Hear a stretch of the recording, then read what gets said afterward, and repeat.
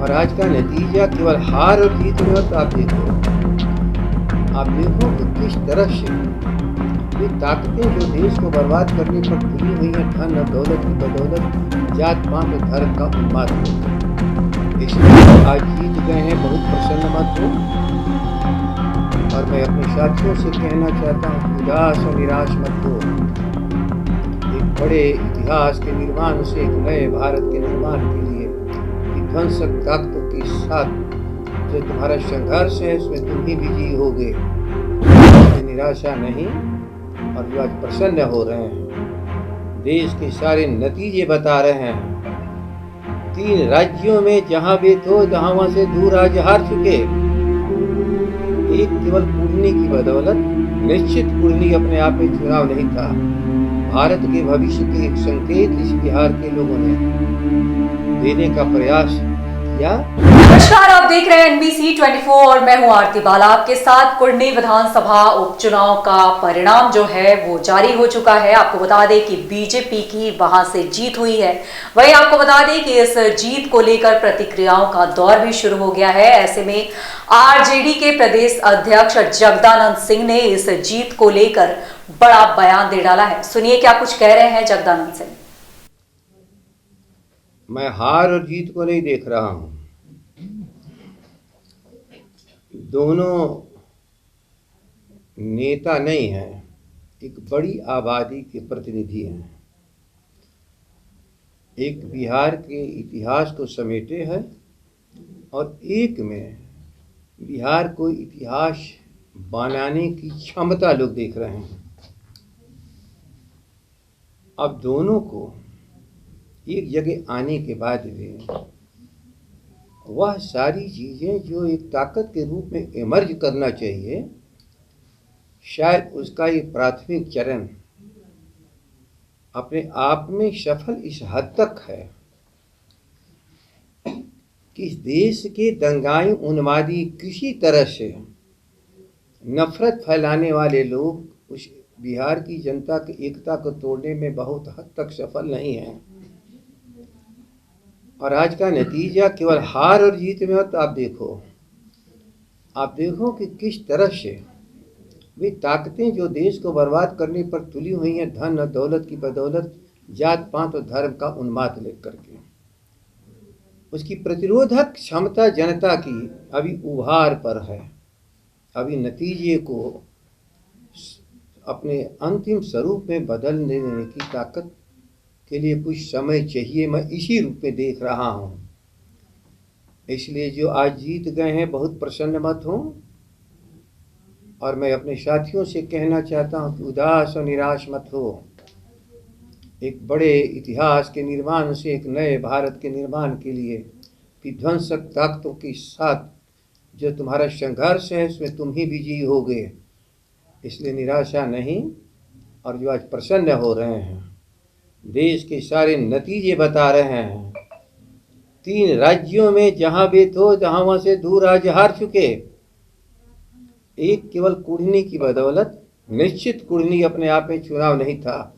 भारत के भविष्य के एक संकेत इस बिहार के लोगों ने देने का प्रयास किया। उसमें सफलता नहीं मिली, लेकिन जरा संकेत जो देश देख रहा है, मुल्क, देश की राजधानी में लोग हारे हैं। उस पहाड़ बर्फीले चोटियों पर हारे हैं। गुजरात जिसकी बदौलत देश में फैले थे, उसको ये बचाने में सफल रहे हैं। इसलिए टोटलिटी में दंगाई और उन्मादी और भाजपाई लोग परास्त के रास्ते पर हैं। थोड़ा सा बिहार में थोड़ा सा से 2-3 राउंड में बूथ कब्जे के आधार पर जो उनकी ताकतें हैं, धन दौलत और मसल्स पावर, उसी के आधार पर लोग चुनाव जीते हैं। लेकिन कमज़ोर और गरीब अपने अधिकार की लड़ाई लड़ रहा है। ये भी हम लोग इस सारे विश्लेषण से मैं देख रहा हूँ। तो ये नया स्वरूप ले रहा है। उस स्वरूप का प्रथम चरण उषावर्धक है, लेकिन नतीजे में नहीं बदल पाया। इसी रूप में मैं देख रहा हूँ। कहाँ कमी रह गई सर?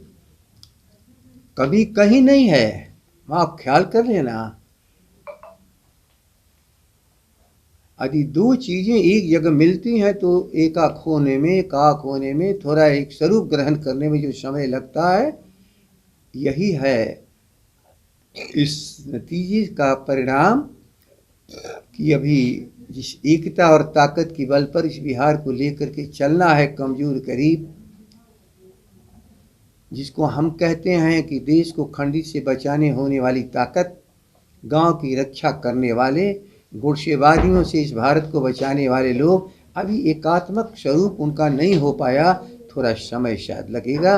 और यह आने वाले 1 साल 2 साल जिसको हम 24 और 25 करते हैं, ये निखर करके देश के सामने खड़ा होगा और देश को एक नई दिशा देगा। मैं इस संदेश को देख रहा हूँ। आपके कैंडिडेट को लेकर वहां पर नाराजगी थी, लोगों का कहना था, इवन बीजेपी सपोर्टर्स का ये कहना था कि अगर कैंडिडेट कोई और होता तो शायद जीत मिलती। अच्छा, आप अपनी जगह पर आपके प्रश्नों का ही मैं जवाब दे दिया हूँ, यदि ठीक से आप देखिएगा तो वह स्वरूप नहीं ग्रहण कर पाया, क्योंकि जिस तैयारी की आवश्यकता शायद थी वो हम तैयारी नहीं कर पाए। आप उम्मीदवार के बारे में भी कह रहे हैं, लेकिन मैं अभी कह रहा हूँ उम्मीदवारों को देख रेख और जनता उसमें परखती है, लेकिन जनता को पूरे राज्य में बदलाव का कोई संकेत नहीं है। लेकिन एक संकेत है कि देश में बदलाव के लिए सभी लोग आतुर हैं। ये 3-4 राउंड अर्थात कुल मिला करके 15-20 बूथों का ये नतीजा और एक सारे नतीजों को नीचे खड़ा कर दिया। आप भी जानते हैं 19 राउंड तक हमारा उम्मीदवार जीत रहा था। ये अंतिम जो 4-5 राउंड हुए और कुछ सेलेक्टेड बूथ पर शायद वहाँ गरीब कमज़ोर शायद अपने मत का प्रयोग सही ढंग से नहीं कर पाया, इसलिए नतीजे में इतना दिखता है। लेकिन बिहार बहुत बड़ी जगह है, जब बिहार का चुनाव होगा तो ये कमज़ोर और गरीबों की एक बड़ी ताकत बिहार और देश को एक दिशा देगी। इस सारे नतीजे से मुझे विश्वास पैदा हुआ। सुशील मोदी ने कहा है कि जिस तरह से चुनाव परिणाम आए हैं, नीतीश कुमार को इस्तीफा दे देना चाहिए। नीतीश कुमार में अब वो क्षमता नहीं रह गई की क्षमता परख करके ही, याद रख लीजिएगा 20 के चुनाव में इन्होंने कुर्सी दी थी और नीतीश की क्षमता का इन्होंने दोहन और शोषण कर लिया लंबे समय तक। नीतीश शायद समाजवाद की अपनी धारा में, अपनी पुरानी धारा में, अपने गुरुजनों से उन्होंने सीखा है, डॉक्टर राम मनोहर लोहिया, जयप्रकाश आंदोलन और सभी कर्पूरी ठाकुर जो सीखा है, जो उनके निर्देश थे, आदेश थे, अब उस स्वरूप में आए हैं, वो धीरे धीरे निखार में आ जाएगा और जो उनका धब्बा लगा हुआ है धीरे धीरे मिट जाएगा। यानी कि नीतीश कुमार को इस्तीफा देना चाहिए, सुशील मोदी ने इस्तीफा मांगा है। उनको क्या हक है इस्तीफा मांगने का?